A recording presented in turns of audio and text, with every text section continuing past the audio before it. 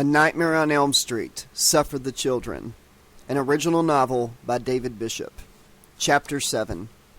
Peter lay on his bed, staring at the gaping absence where his computer had been.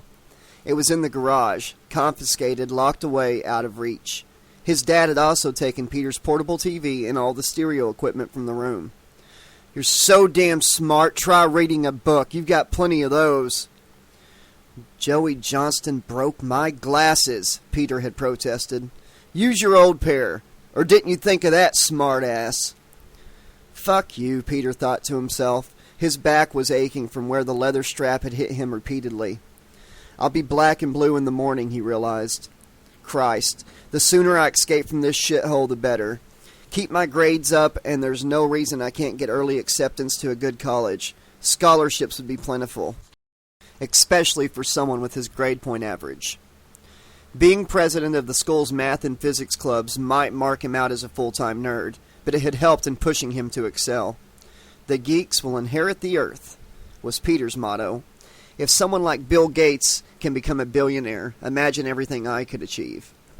Peter closed his eyes and thought about Alex. He'd always liked her ever since the first day she arrived at Springwood High and was introduced to his homeroom class. That cute nose, the freckles, the spiky hair, it pushed all the right buttons for Peter. Sure, he might surf the net for babes with big boobs and few morals, but that was fantasy. The first time he did it with a real girl, a real woman, he hoped it would be with someone like Alex. Thinking about her was getting him horny, but thinking about almost anything got him horny. The encounter with Kruger had scared the shit out of Peter, but it also made him realize something. He didn't want to die a virgin. Yeah, doing it wasn't the be-all and end-all of human existence. At least that's what the teachers always said during sex ed. Literally speaking, they were wrong, of course. Without sex, the human species could not procreate and would die out. He knew there was more to life than sex, though. But when you're a teenage virgin, it seemed to occupy an awful lot of time in your thoughts. Peter shook his head and smiled. Hell, I've got nothing better to do. Might as well relieve a little tension. He eased down the zipper of his jeans and slipped a hand. A knock on his bedroom door startled him. "Hold on!" he called, hurriedly jumping off the bed and straightening his clothes. Who's there?" "It's me, Alex." "Alex? What are you doing here?" "I've been thinking about you. I had to come and see you." Peter smiled. "I've been thinking about you, too." "Well, are you going to let me in, or do I have to stand out here all night?" "Sorry." Peter unlocked the door and let her inside, then swiftly locked it again. Alex raised an eyebrow at his action. "Keeps my dad out," Peter explained, trying not to blush. "You know, parents." Alex grinned. "I know." She was wearing a tight-fitting t-shirt adorned with a large happy face with a bullet hole in the middle of its forehead, trickling blood, scuffed jeans, and a battered Nike's pair of shoes. She glanced around the bedroom, littered with dirty clothes, books, and DVDs. "No computer? I'm surprised." "My dad took it away. Punishment for today's incident. Mom grounded me for a month. She doesn't know I've snuck out." "Won't you get in more trouble?" "Probably." Alex nodded at the bed.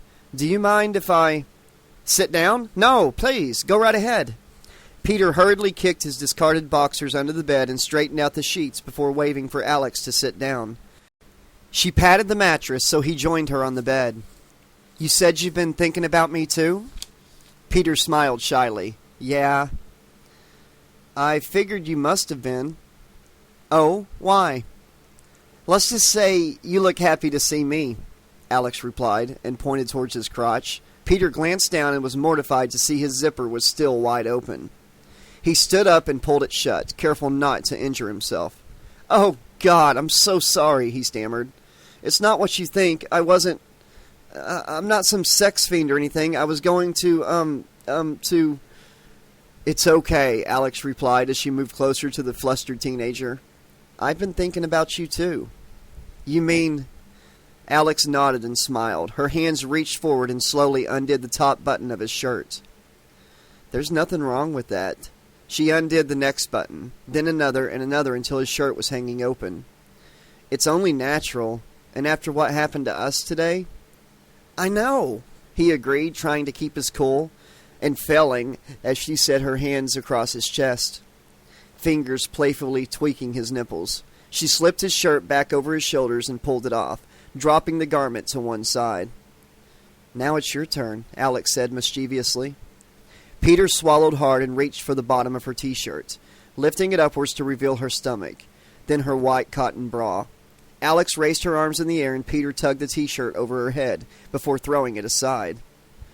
"Oh boy," he murmured, and rested his hands on her breasts, gently caressing them through the bra.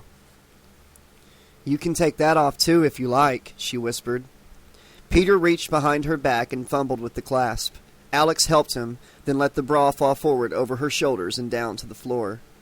She leaned closer and kissed him, her breast pressing against his chest, her nipples like the points of heat on his skin. Peter felt Alex's hand sliding across his back, stroking his shoulder blades. But one of the hands felt rougher than the other, as if it were covered in a tattered glove instead of skin. Peter pulled back from Alex and grabbed her right arm, holding it away from him. The hand was inside a battered brown glove, 4 knives of razor-sharp metal protruding from the fingers. Peter looked at Alex, but the person leaning against him wasn't Alex anymore. It was Kruger, laughing. "What's the matter, big boy? Don't you do this on the first date?" Alex emerged from her bedroom yawning. She could hear her mom talking along the hall. A one-sided conversation on the phone. Sounded like Aunt Sylvia was getting chapter and verse on Alex's latest adventure into the world of troubled teens. Like I need that New Age witch telling Mom how to create a better bond with me. Last time Aunt Sylvia offered some of her advice, Alex had spent a weekend with her mom inside a pyramid-shaped tent beneath a healing crystal listening to a CD of Wells Humping. "Spare me the tree-hugging hippie shit, Mom, and we'll both be happier." Alex wandered down the stairs, thinking about what Kat had said. Never trust the pigs. Never trust your parents. That policeman knew more about Kruger than he was willing to admit. Why was he trying to shut her up? Why was he trying to deny the truth? Tomorrow I'll get Peter to do a little digging on the net. See what we can find out about this freak. If the cops already know about Kruger, there must be files about him somewhere. And Peter was just the geek to find them. Thinking about Peter made her smile, made her feel happier. She was looking forward to seeing him again. Guess I have got an itch for him. I wonder if he thinks about me. She went into the kitchen and filled the coffee maker with water. Finding the coffee proved more difficult. Her mom insisted on only having decaf out on the kitchen counter. But Alex knew they had something with a bit more kick in one of the cupboards. Before she could start looking, a noise came from the hallway that startled her. "Mom, is that you?" She went to the door but could still hear her mom upstairs on the phone. That noise sounded again, metal scraping across metal. What the fuck was that? She noticed the door to the basement was ajar. Alex hadn't been down there since the day they arrived in Springwood. All their non-essential stuff was still in boxes in the basement. When you moved as often as they did, there didn't seem much point in unpacking everything right away. Mom sometimes went down to check the boiler was fine, but otherwise neither of them had any reason to visit the basement. The sound came again, grating on Alex's nerves and setting her teeth on edge. Whatever was causing it, the noise was definitely coming from the basement. She was certain of that.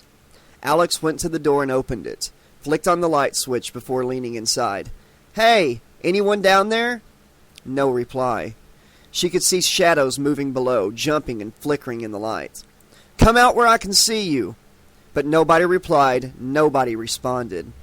"Have it your way, asshole," Alex muttered and began closing the door. The metallic scraping sounded once more. Alex yanked open the door and pounded down the stairs, making as much noise as possible. Maybe there was a raccoon down there, and she could frighten it into leaving. "You're in another dream," a quiet voice whispered inside her head. "You've fallen asleep. This is another nightmare." "I know," Alex told herself, but she kept walking down the creaking wooden steps. "Wake up," the voice urged. "You've got to wake up." "I can't." Alex stepped onto the basement floor. "I have to see what's down here." She looked around the room. It was surprisingly warm, the boiler pumping out plenty of heat. Cobwebs hung like shrouds from the crossbeams, while one wall was obscured by dozens of cartons marked "Property of Corwin" and "Fragile," this side up. Alex could hear dripping in the distance. But there shouldn't be any water down here, unless the tank's leaking. Another sound mingled with the dripping. No, two sounds. Metal clinked against metal, and somebody breathing. Somebody panting. "Who's down here?" she asked, helpless to stop herself from playing out the vision. Each step an involuntary movement taking her closer to the truth. "Come and see," a familiar voice rasped, taunting and teasing. "Come to Daddy." Alex wanted to run, to escape, but she couldn't. Her legs were moving of their own volition, taking her past the boiler. A door swung open, revealing a spiral staircase. It was made of metal, the steps a fine mesh grill, and the handrail oily and tubular as it disappeared downwards. She couldn't see the bottom of the staircase. Rising steam was obscuring what lay below. "This is impossible," the voice in her head hissed. "You know there's nothing beneath your basement. No metal stairs, no steam, no hidden room. This is not a dream, it's another nightmare. Wake up, Alex, wake up now." But still she went on, venturing out onto the landing atop the staircase. Behind her the door slammed shut. Then the door ceased to exist, disappearing in a flash. She slammed her fist against the wall, but there was no way out, no way back. She was trapped in here, trapped inside her nightmare. "Honey, are you nearly ready?" Heather opened her eyes, startled by the sound of knocking. She was still in front of the mirror in her bedroom. At least she was seeing her own reflection in it, instead of watching actions replay of Lloyd's ripping off his face. But why was she wearing a prom dress? "How does it look, Heather? Does it fit okay?" Heather stood up to get a better view. She was wearing a slender gown of cream silk that clung to her like a caress. It was strapless and daringly low-cut, but she had the figure to carry that off. Not too buxom, but not flat-chested either. Her blonde hair was sleekly drawn back from her face, a diamond tiara holding her locks in place. Even her makeup was immaculate. "I look like a princess," Heather decided. She opened the bedroom door and did a twirl for her mom. Tammy was speechless with delight, tears welling up in her eyes. "How do I look?" Heather asked, already knowing the answer. "Beautiful," Tammy replied. "Every inch of the prom queen you are, darling." "Thank you, Mom." Tammy smiled. "I know I've pushed you hard, but take one look at yourself in the mirror and say it wasn't worth it." "No, Mom, you were right," Heather conceded. "This is everything I've always wanted. Is my date here?" "No, but your limousine is waiting downstairs. He dropped off your corsage while you were getting ready. He said he doesn't want to see you in the dress before the prom in case it's bad luck." "Don't be silly. That's wedding dresses, not prom dresses." Tammy giggled girlishly. "Maybe he's planning to pop the question." "Mom, you're being ridiculous," Heather said, but could not help feel a thrill of excitement at the thought. What if he did pop the question tonight? What would she say? She shook her head and headed for the stairs, hitching up her dress to avoid treading on the fabric on her way down.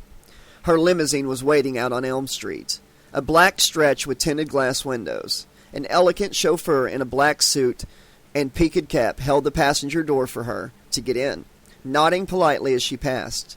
Heather paused to give her mom a last wave from the sidewalk.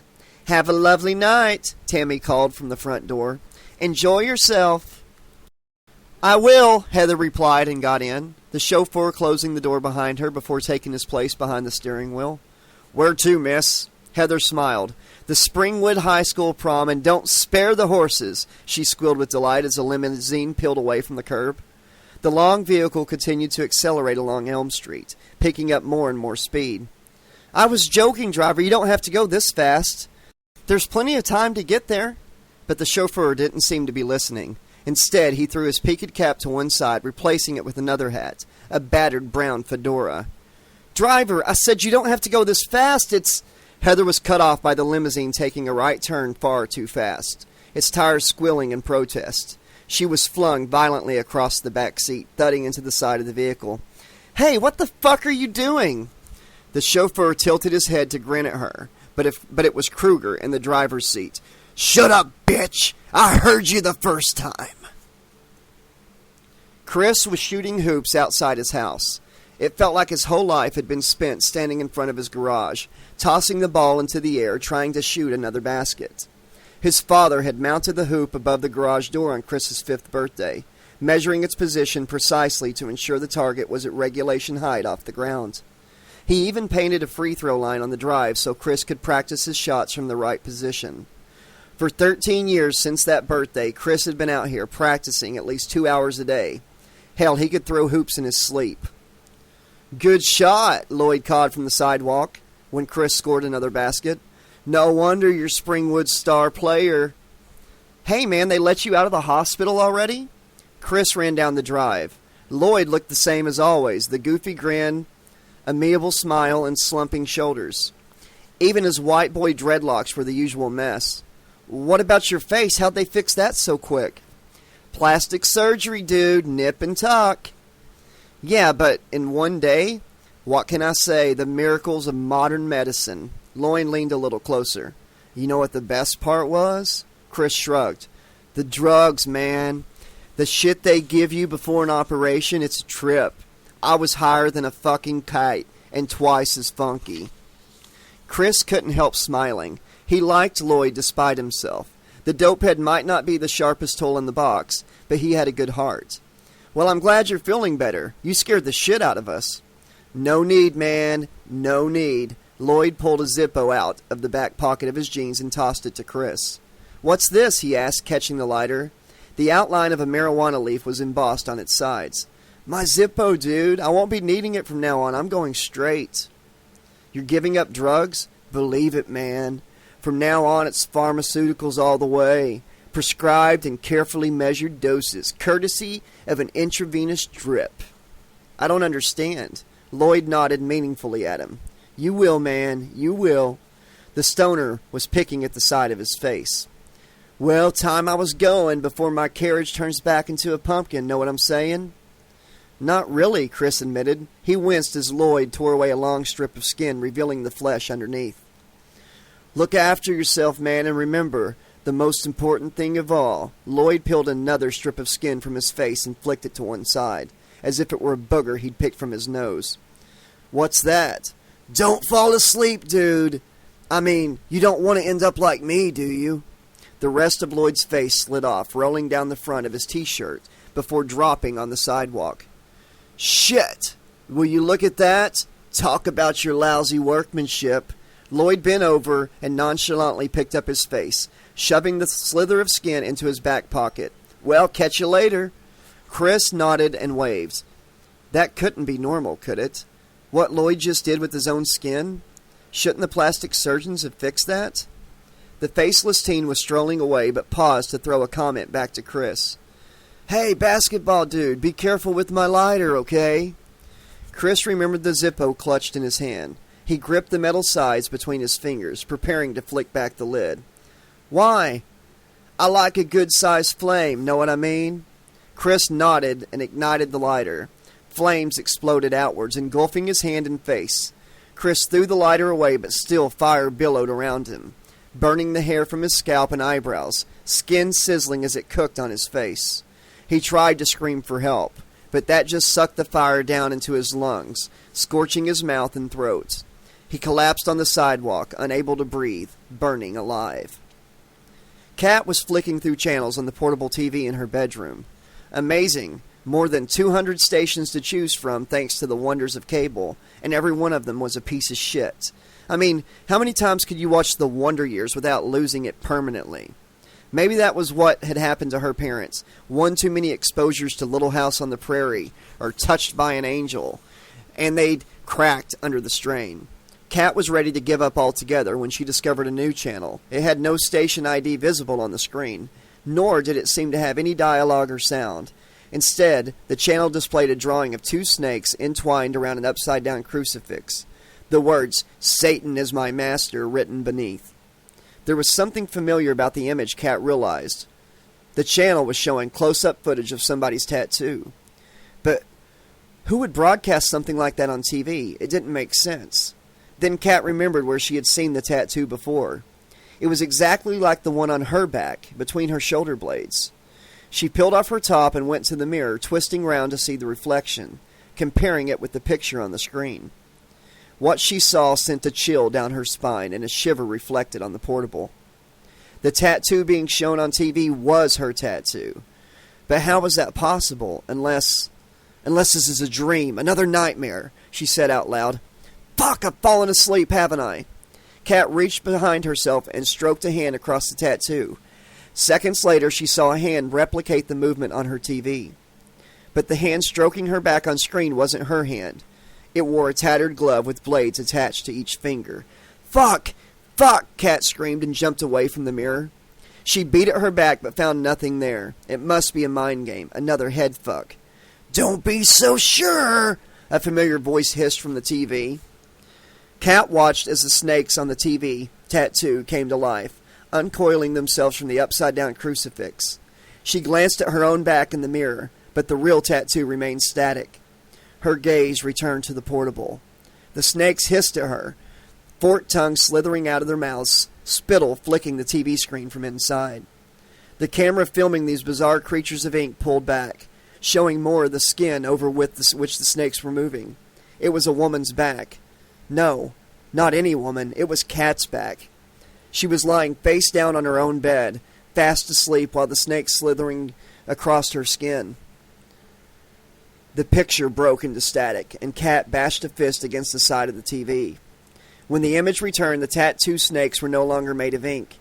They were real snakes, red with black and white rings around them, slithering across her back as she slept, moving up to encircle her neck. Kat found herself shouting at the screen, imploring herself to wake up, but it made no difference. The coiling continued until both snakes were wound around her neck several times. They then began to squeeze. Kat staggered back from what she saw, suddenly unable to draw breath. Her windpipe was contracting, cutting off the air supply. Help me, she gurgled, but she knew no one was coming. This was a nightmare. Nobody came to save you in nightmares.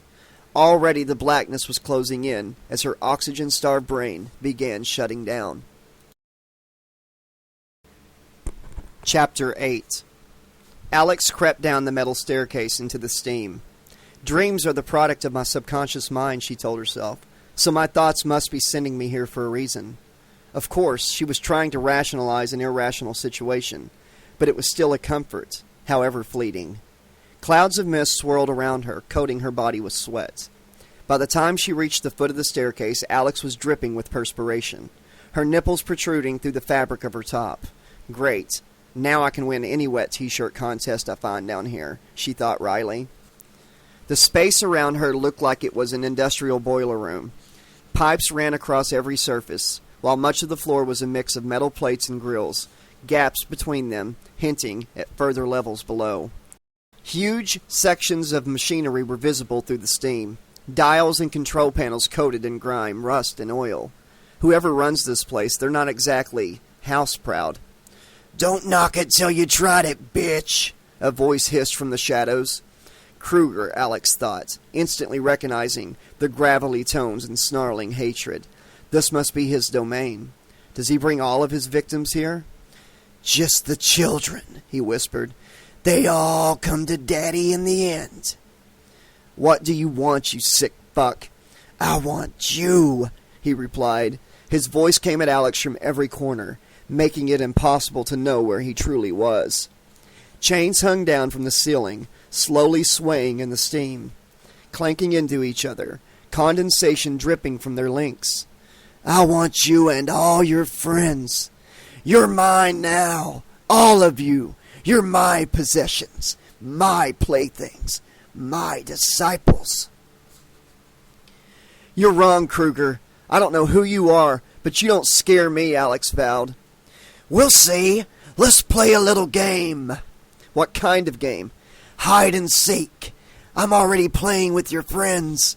Find them in time, and you might save them for now. And if I refuse to play, then I hope you enjoy seeing other people suffer. His voice died away, replaced by taunting laughter that echoed around the vast chamber. There was another voice behind it, crying out for help, pleading, Help me, please. Kat? Alex ran through the boiler room, searching for her friend without success. Where is she, Kruger? What have you done to her? She's over here, bitch! Alex spun round to see Kruger's face on a portable TV on top of a workbench. He sneered at her and then gestured behind himself. As Alex approached the TV, she could see Kat on his screen, writhing around on a bed, hands clutching at her throat. "Kat, wake up!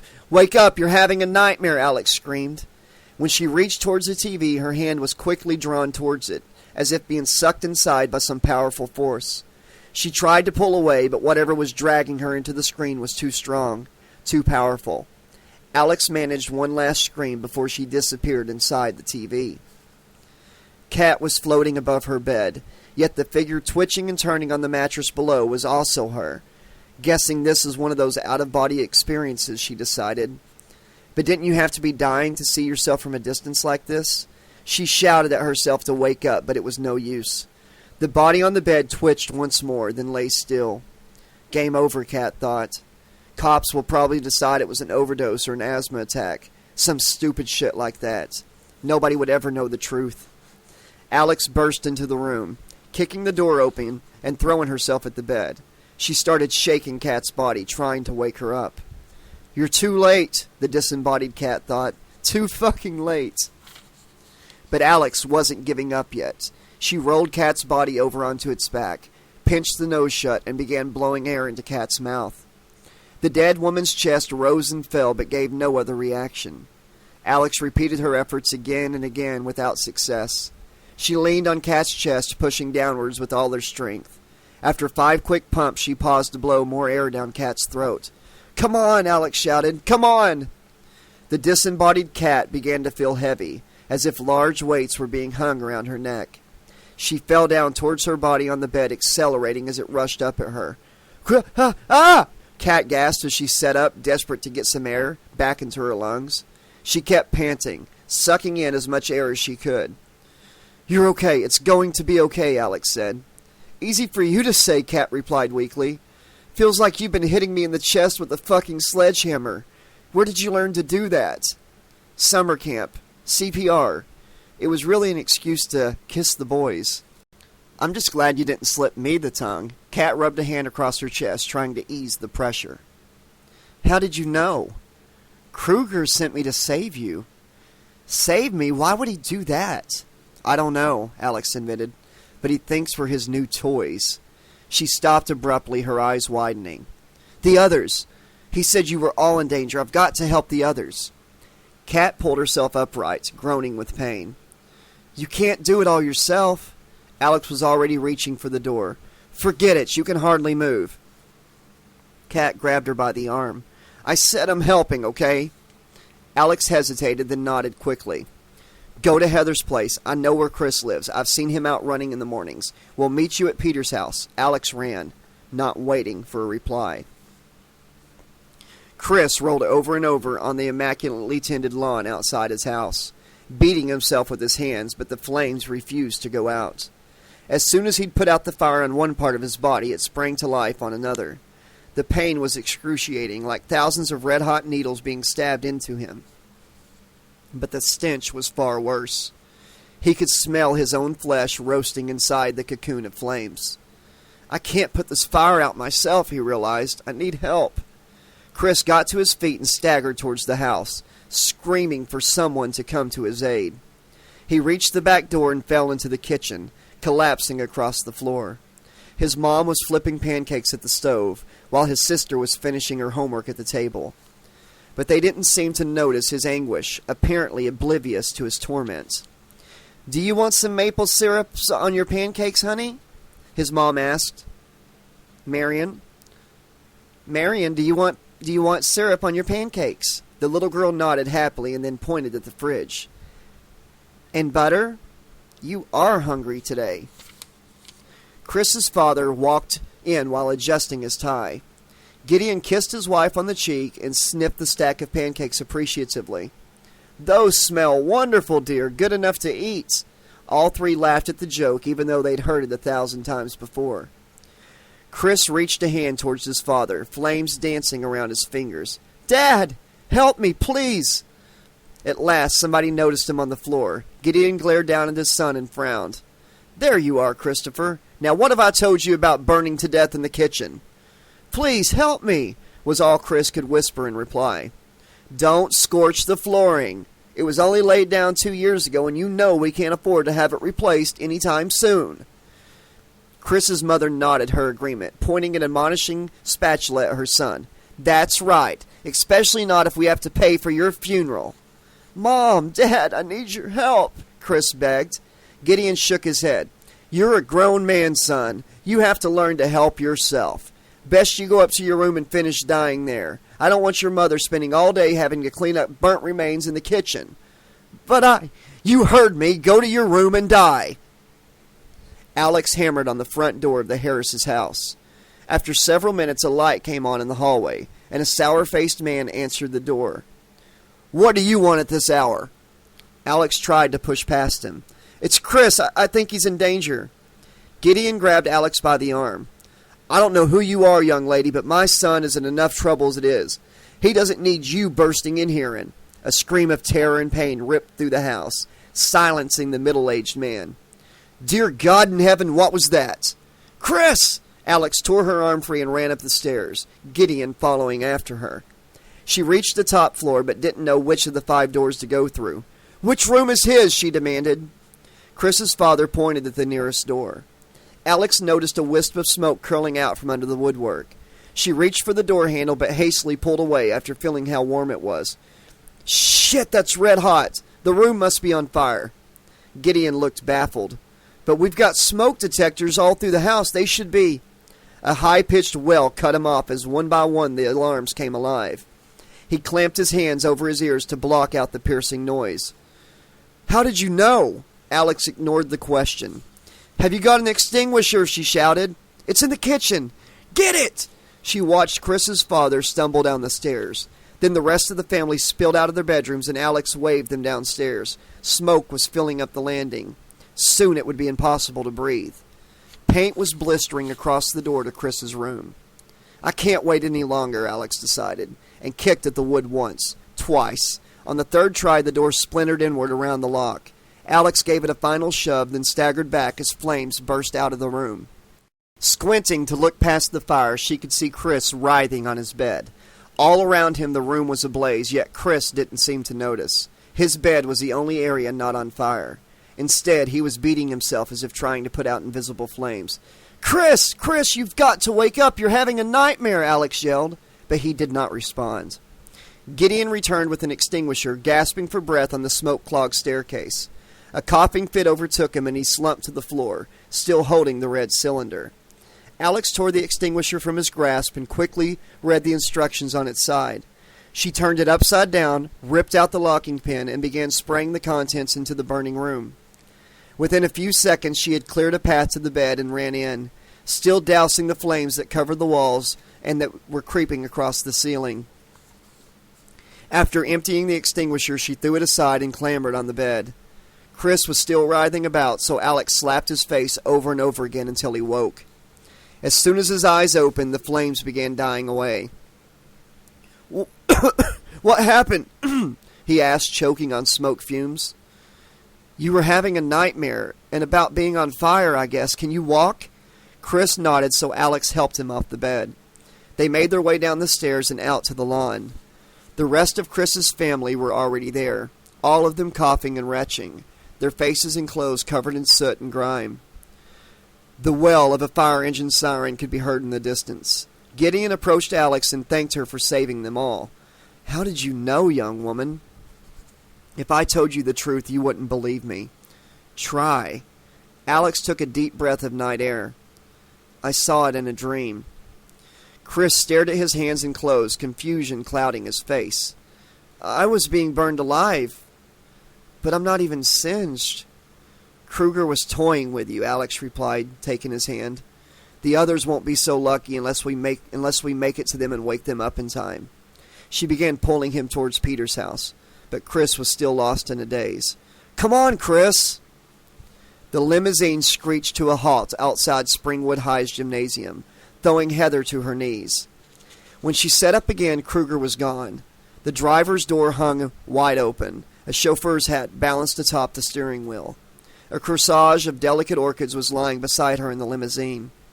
Heather shook her head, trying to clear the cobwebs from her mind. Maybe I imagined the driver was Kruger, she thought. The passenger door opened, making her jump. But it was her mom waiting outside, clad in a gown similar to what Heather was wearing. "Haven't you put on your corsage yet, honey?" Tammy asked with a note of exasperation. "What will people think if you haven't got a corsage?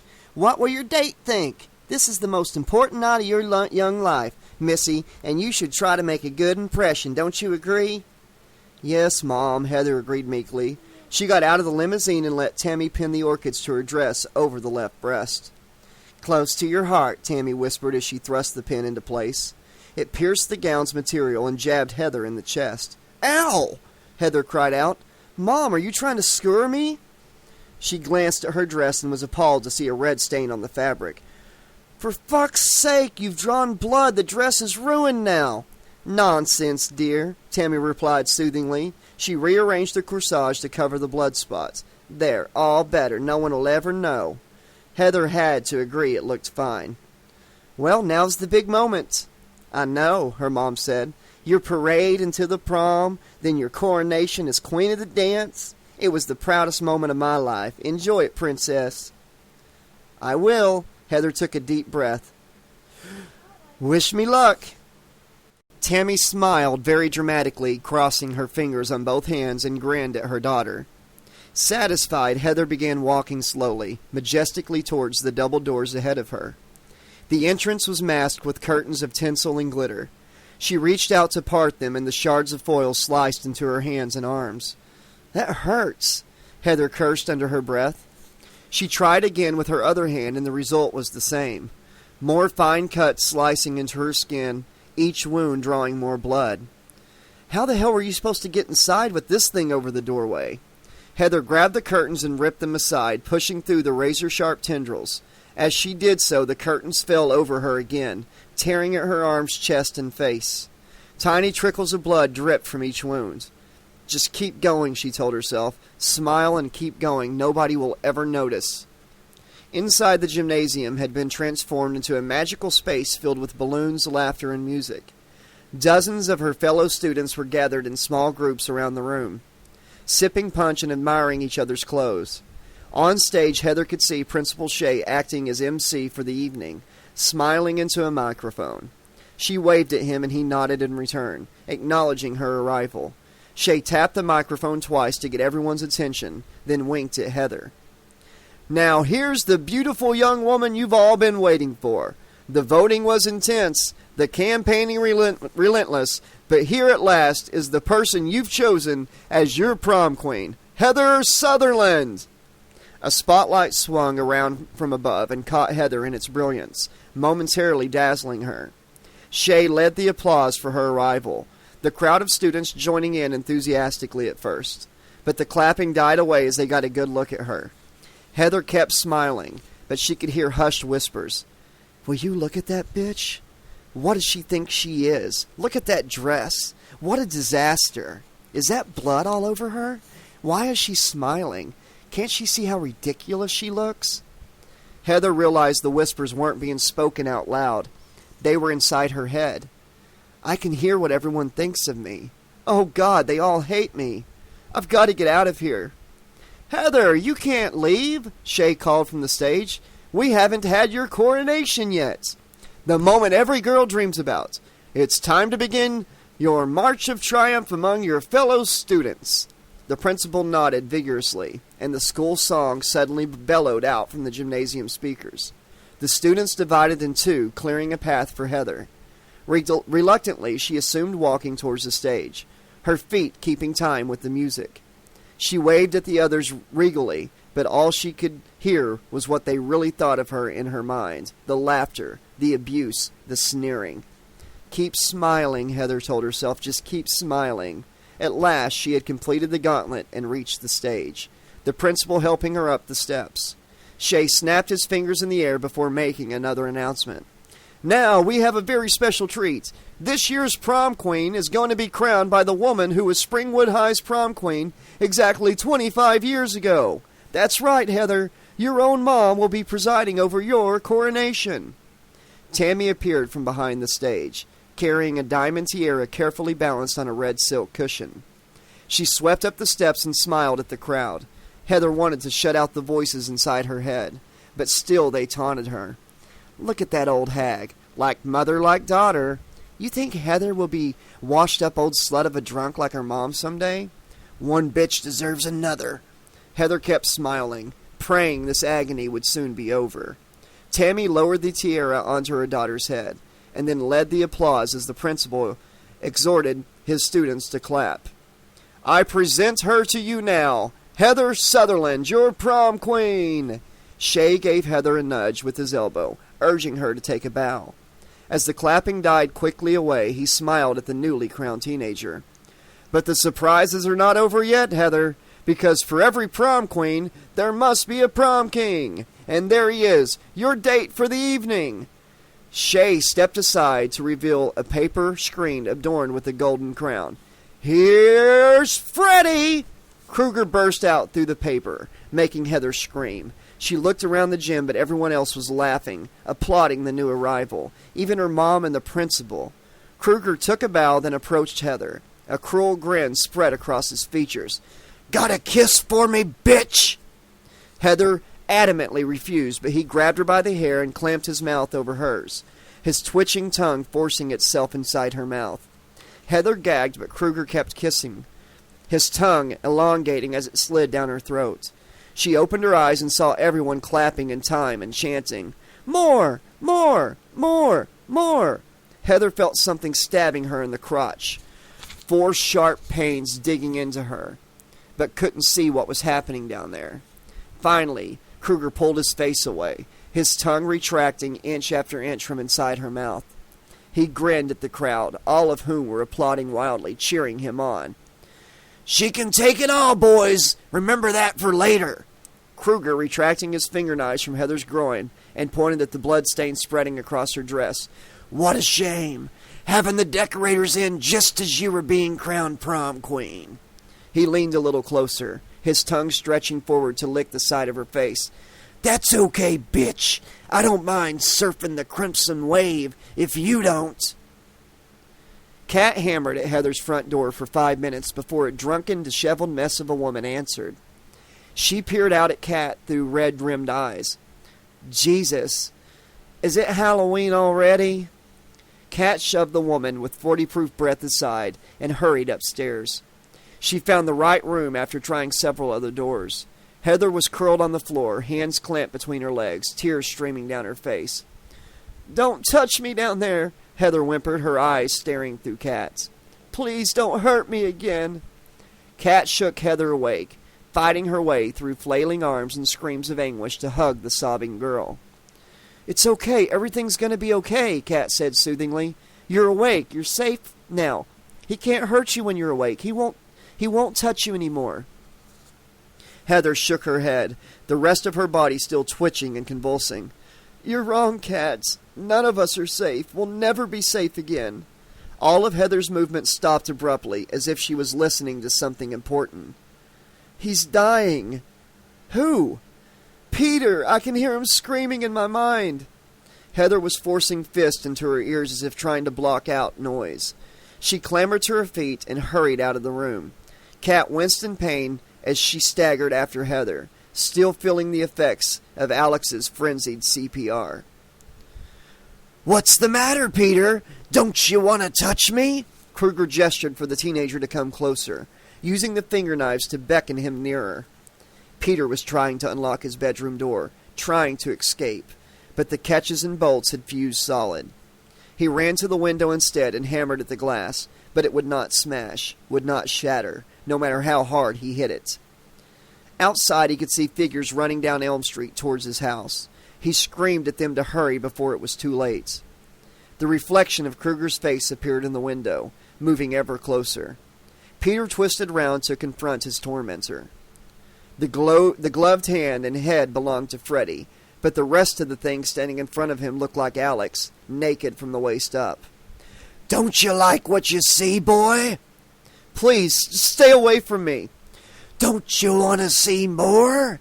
Isn't that what you've always wanted? Peter shook his head, but couldn't tear his eyes away. The gloved hand reached downward, sliding a blade inside the waistband of Alex's jeans. The razor-sharp edge cut through the denim, slicing the jeans apart. They slid down over her hips and crumpled to the floor. She stepped out of the jeans and closer to Peter. "That's better, isn't it?" Kruger hissed. "I want you to remember every moment of this, you little shit." Peter could hear raised voices downstairs, his father arguing with people at the front door. "I'm up here!" Peter shouted. He tried to push past the creature, but it grabbed his neck and threw him to the single bed. Kruger climbed on the mattress and stood astride Peter. Finger knives splayed across the front of Alex's white panties. "You want to see it all, don't you? You want to get up close and personal, you sniveling son of a bitch!" A flash of the blades and the material of the panties ripped aside. "Look at me!" Kruger commanded. "Look at me!" Every fiber in Peter's being told him not to open his eyes, but he couldn't stop himself. The creature standing over him was changing, warping before his gaze. Now, instead of legs, it was standing on two sharpened metal shears like the blades on a pair of scissors. Kruger laughed at the expression of revulsion on Peter's face. "I've shown you mine, fucker. Now let's see yours." Peter turned away, not wanting to witness what happened next. To one side, he could see his stacks of textbooks and DVDs piled up in the corner. He reached out towards them, not with his hands, but with his mind, and flung them at Kruger. "Stay away from me, you bastard!" Peter screamed. The heavy volumes thudded against the creature, driving it back off the bed, while the plastic discs sliced into the monster's body, embedding themselves in the putrid flesh, green pus and maggots spilling from each wound. Kruger laughed. "Ha ha ha ha! Is that the best you've got?" "Fuck you!" Peter bellowed. "Fuck you to hell!" He could hear footsteps, people running up the stairs and along the hall to his bedroom. "I'm in here! Get this bastard away from me!" Chris was first through the door into Peter's bedroom, closely followed by Heather and Alex. All three stopped abruptly, stunned by the chaos in the small space. Hundreds of DVDs and CDs were embedded in the walls as if they had been shot at great speed across the room from different directions. The floor was littered with shredded paper and pages torn from dozens of books. Empty leather and cloth bindings neatly stacked up in a corner. Peter was hugging the far wall, crouched at the head of his bed, as if trying to claw his way out of the room. He stared right through them, glassy-eyed and deranged. "I'm in here! Help me! For the love of God, somebody help me!" "Peter, we're right here," Chris said, but his words went unheard. "Kick the door in!" Peter called. "Hurry! He's coming for me!" Heather approached from one side of the bed, but was driven back by CDs flying at her, thudding into the wall above her head. "I can't get close to him," she shouted to the others, hands held over her ears. He keeps screaming for help in my head. You've got to make him stop." Alex dived onto the bed, slapping Peter across the face repeatedly. "Wake up! You're still in the nightmare! Wake up, damn you!" She gave him one last almighty slap, and he collapsed like a puppet whose strings had been cut. Alex leaned over him, trying to hear if he was still breathing. "I'm not sure if he's—" Peter's eyes snapped open, and his hands jumped to Alex's throat. "I've got you now, you bastard! I'm gonna wring your fucking neck!" "No!" Alex gasped, choking out the words. "Peter, it's me! Alex!" Chris grabbed Peter's hands, trying to pull them away from Alex's throat while shouting at the teenager. "Snap out of it, Peter! You're safe!" Peter blinked twice, the vehemence fading from his features. He released Alex, who fell backwards on the mattress, coughing and gasping for air. "Shit!" "I'm sorry, Alex. Are you okay?" She nodded weakly, hands rubbing the angry red marks around her neck. I thought you were—" Peter slumped back against his bedroom wall. "He was trying to— I'm sorry." Heather took her hands away from her head. "You don't have to shout so loud. I could hear you 5 blocks away." Peter frowned. "How?" "In here," she said, tapping a finger against her forehead. "I thought I was going to have a brain hemorrhage. It was so loud." "I didn't know," Peter shrugged. "Sorry." Kat appeared in the bedroom door, having finally got past Peter's father downstairs. "Hey, is everybody—" She looked round the room. "Fuck! Did you get a tornado? Did you make it do your decorating?" Peter followed her gaze, his face as amazed as Kat's. What's happened? He wondered. You did, Alex said from the other end of the bed. You did all of this in your nightmare. But I don't remember Peter's words trailed off as he recalled what had happened in his dream. You think I did all this? Chris nodded. You almost killed us with flying CDs, man. Kat looked at one of the discs embedded in the wall. Decapitated by Nora Jones. Talk about your embarrassing ways to die. The sound of approaching police sirens became audible, as did the stomping feet of Peter's father coming up the stairs. That's the cops, he announced. They'll want to talk to you kids, all of... His words were cut short by the scene inside Peter's bedroom. What the fuck happened in here? Sheriff Williams knew he should have retired after the last incident on Elm Street. Every few years, some punk kid dredged up the past and the whole sorry mess would start over again. Freak accidents, bizarre suicides, teenagers dying violent and horrific deaths. And always the same name would be mentioned. The same two words guaranteed to put the fear of God into any parent in Springwood. Fred Krueger. That sick, twisted fuck had terrorized this town 2 generations ago. Stalking the streets at night, abducting innocent children, then doing things to them, things that didn't bear thinking about, before murdering what was left. The sheriff wasn't even a rookie when the bastard was caught and brought to trial. It was before Williams's time on the force. But the sense of shocked anger from when Kruger escaped justice on a legal technicality, that was still palpable among those who remembered it. The good people of Springwood had become vigilantes for one horrible night. They hunted the monster down to its lair and burned Kruger alive. The police department at the time not only turned a blind eye, but several of its staff had helped set the fire that killed the godless bastard. In time, everyone forgot about Kruger. He was a dirty little secret, something nobody ever mentioned. A shameful moment from the past that was best left there. A generation after he died, screaming and cursing those who had killed him, Kruger returned. The details were never made clear to Williams, by then a deputy with the department. All that mattered was the child-murdering pervert was taking his revenge from beyond the grave on the children of those who had killed him. He attacked kids in their dreams, and if they died in there, they died in real life too. The focus for Kruger's vengeance was Elm Street, where most of the parents still lived. But the focal point was the house at 1428. When Kruger was killed, Lieutenant Thompson had been among the cops who led the parents to that bastard's lair. It was Thompson who had thrown the first Molotov cocktail through the window, and it was Thompson who lived at 1428 Elm Street when Kruger died.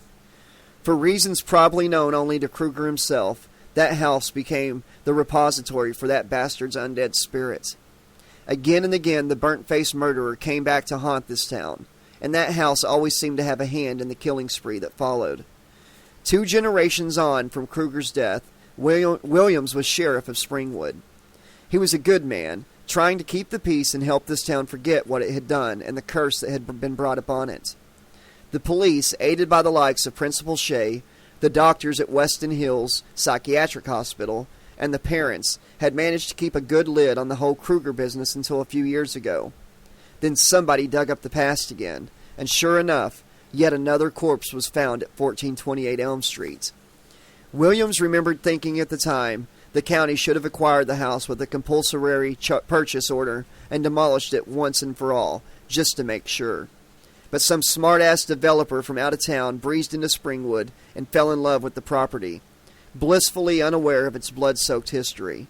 They lost a bundle renovating the place only to discover no sane person would set foot inside, and eventually had to sell it cheap to a local realty firm. The realtor put 1428 up for rental, and sure enough, a family had moved in, probably not believing how cheap it was. Yeah, we should have had that place demolished years ago. The sheriff studied the reports spread across his desk at the station. The star shooter from the school basketball team sets fire to his own bedroom and has to be rescued by one of his classmates. Another student at Springwood High almost chokes to death in her own bedroom for no apparent cause or reason, and is rescued by the same girl who saved the jock. Then there's the nerd who turns his bedroom into a war zone after a shouting match with his father. Judging by the medical reports, somebody had thrashed the boy mercilessly with the leather strap or belt, but nobody was talking about that. All of them lived on Elm Street. all within a few blocks of each other, and all had been involved in an incident at the Katcha Institute the previous day, when another Elm Street kid ripped his face off after a drug trial went awry. And the girl who ran around saving her friends, Alexandra Corwin, guess where she lived? Right in the middle of it all at 1428 fucking Elm Street, right in the heart of darkness.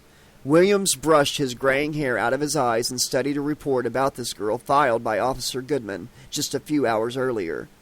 She claimed all of the kids had been visited by a monster in their dreams while taking part in the drug trial. She even spelled out the creature's name, Freddy Krueger. The sheriff sighed hopelessly. Cops in this town had standing orders. If anyone even mentioned that name, they had to report it to Williams immediately.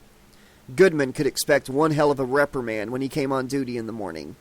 After the bloodbath that happened last time Kruger made an appearance, the sheriff hadn't wanted any more killing sprees on his turf. Sweet baby Jesus. I should have taken retirement after the last time, he told himself. I could be deep-sea fishing, or sipping beer on a beach in Mexico, or touring the Midwest in a Winnebago, anything but reliving this fucking nightmare. Well, it was too late for regrets now. They had to get this business stamped out. Kruger was like a cancer. You had to cut it out before the name could spread. Okay, this has been Chapters 7 and 8 of A Nightmare on Elm Street, Suffer the Children, an original novel by David Bishop.